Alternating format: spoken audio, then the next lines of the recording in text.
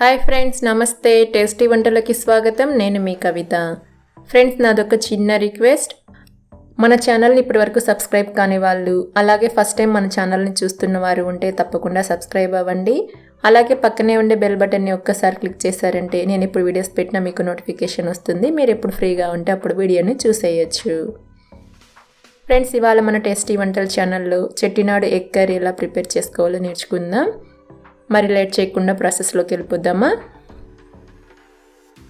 First pan వేడి చేసి 1/2 spoon గసగసాలు, 1/2 స్పూన్ జీలకర్ర, 1/2 స్పూన్ సోంపు, 1 స్పూన్ ఎండు కొబ్బరి ముక్కలు, 1/2 స్పూన్ ధనియాలు, 1 ఇంచు సైజు ఉన్న దాల్చిన చెక్క, మరాఠీ మొగ్గ, 3 ఇలాచి, అనాస పువ్వు, 4 లేదా 5 లవంగాలు, 1/2 స్పూన్ మిరియాలు, అలాగే 5 లేదా 6 ఎండుమిర్చి వేసి లో ఫ్లేమ్లో కలుపుకుంటూ దోరగా వేయించుకోవాలి.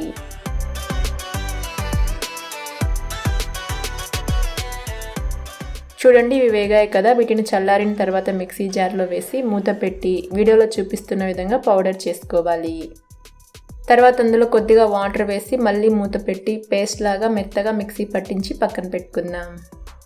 తర్వాత కడాయిలో 3 లేదా 4 స్పూన్ల ఆయిల్ వేసి వేడి చేసి 1/2 స్పూన్ ఆవాలు వేసి చిట్టుపట అనిన తర్వాత 2 మీడియం సైజ్ ఉల్లిపాయలని ఈ విధంగా సన్నగా కట్ చేసి వేసుకోవాలి. అలాగే ఉల్లిపాయలు త్వరగా వేగడానికి చిటికెడు ఉప్పు, కొద్దిగా పసుపు, ఇంకా కరివేపాకు వేసి కంటిన్యూస్గా కలుపుకుంటూ లో ఫ్లేమ్లో ఉల్లిపాయ ముక్కలు కొంచెం మెత్తగా అయ్యే వరకు వేయించుకోవాలి. చూడండి, ఉల్లిపాయలు వేగాయి కదా. ఇప్పుడు 1/2 స్పూన్ అల్లం వెల్లుల్లి పేస్ట్ వేసి పచ్చివాసన పోయే వరకు కలుపుకుంటూ లో ఫ్లేమ్లోనే వేయించుకోవాలి. చూసారా, అల్లం వెల్లుల్లి కూడా వేగింది కదా.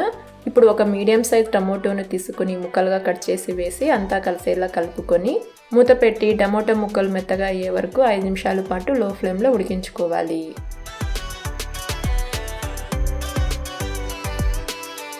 5 నిమిషాల తర్వాత మూత తీసి చూసామంటే టమోటో ముక్కలు ఉడికి ఉంటాయి. ఇప్పుడు వీటిని గెరిటితో మ్యాష్ చేసుకున్నామంటే మెత్తగా అయిపోతాయి. తర్వాత మనం ముందుగా మిక్సీ పట్టుకున్నాం కదా, మసాలా పేస్ట్ వేసుకోవాలి. అలాగే అదే మిక్సీ జార్లో కొన్ని వాటర్ వేసి తిప్పి ప్యాన్లో వేసుకుందాం. అలాగే రుచికి సరిపడా ఉప్పు కూడా వేసేసి అంతా కలిసేలా కలుపుకోవాలి.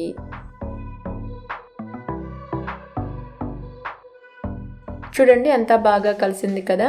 ఇప్పుడు మూత పెట్టి లో ఫ్లేమ్లో 10 నిమిషాల పాటు మధ్య మధ్యలో కలుపుకుంటూ ఉడికించుకుందాం. 10 నిమిషాల తర్వాత ఒకసారి కలిపి ముందుగా ఉడికించుకున్న ఎగ్స్కి ఈ విధంగా ఘాట్లు పెట్టుకొని కర్రీలో వేసేసుకుందాం. అలాగే తరిగిన కొత్తిమీర కూడా వేసేసి అంతా కలిసేలా కలుపుకొని మూత పెట్టి మరొక 5 నిమిషాల పాటు మీడియం ఫ్లేమ్లో ఉడికించుకోవాలి. 5 నిమిషాల తర్వాత చూడండి, కర్రీ దగ్గర పడింది కదా. ఎగ్స్కి కూడా గ్రేవీ అంతా బాగా పట్టింది. మీకు ఇంకొంచెం గట్టిగా కావాలనుకుంటే ఇంకొంచెం సేపు మూత పెట్టి ఉడికించుకున్నారంటే సరిపోతుంది. నాకు ఈ కన్సిస్టెన్సీలో కర్రీ సరిపోతుందండి. ఇది చల్లారితే ఇంకొంచెం దగ్గర పడుతుంది. కాబట్టి నేను ఇప్పుడు స్టవ్ ఆఫ్ చేసేసి నిమ్మరసం పిండుకుంటున్నాను. నిమ్మరసం మరీ ఎక్కువేం అవసరం ఉండదండి. ఒక 1/2 నిమ్మబద్దను పిండామంటే సరిపోతుంది. అది మీ చాయిస్ అండి. మీకు నిమ్మరసం కావాలంటేనే పిండుకోండి, లేదంటే అవాయిడ్ చేయొచ్చు. ఈ కర్రీ వేడివేడి అన్నంలోకి, చపాతీలోకి కూడా చాలా చాలా బాగుంటుంది. మీరు తప్పకుండా ట్రై చేయండి. అంతే ఫ్రెండ్స్, చూసారు కదా ఎంతో టేస్టీ చెట్టినాడు ఎగ్ కర్రీని ఎలా ప్రిపేర్ చేసుకున్నామో. మీకు ఈ రెసిపీ నచ్చిందా? నచ్చితే లైక్, షేర్, కమెంట్ చేయండి. అలాగే మన ఛానల్ని సబ్స్క్రైబ్ కాని వాళ్ళు ఉంటే సబ్స్క్రైబ్ అవ్వండి. ఇంకా పక్కనే ఉండే బెల్ బటన్ని ఒక్కసారి క్లిక్ చేశారంటే నేను ఎప్పుడు వీడియోస్ పెట్టినా మీకు నోటిఫికేషన్ వస్తుంది. Thank you.